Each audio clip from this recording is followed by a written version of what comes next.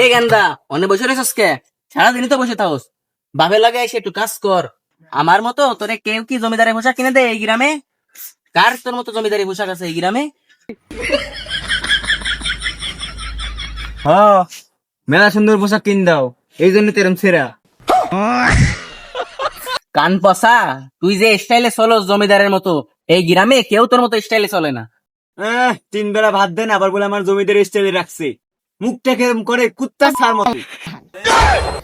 কান পসা, যেটুকু বাদ পাইতিলি সেটুকু পাতি না, তাড়াতাড়ি এসে কাম কর।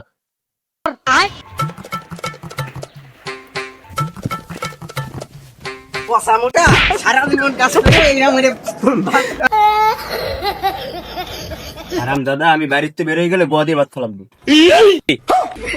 আর রামজাদা কইল কি যে এইগুলো আমার লাগে খেলাই পারো, কোথায় আছে দাঁত ভাঙ।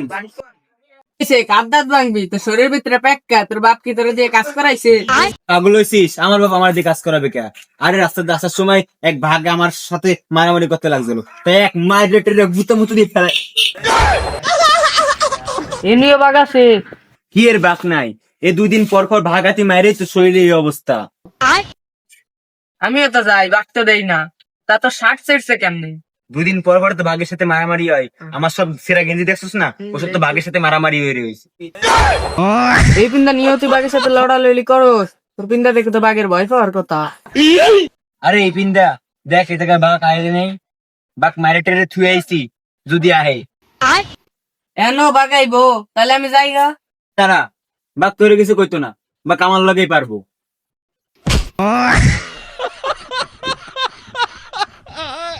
কান পসা, আমি বলে গোয়া দিয়ে ভাত খাইতাম, তোর ভাত খাওয়া বন্ধ, আজকে তো বাড়ি যাওয়া বন্ধ। তুই বাঘ মারস, তোর তো ভাতই দেয় না, তুই বাঘ কেমনে মারস?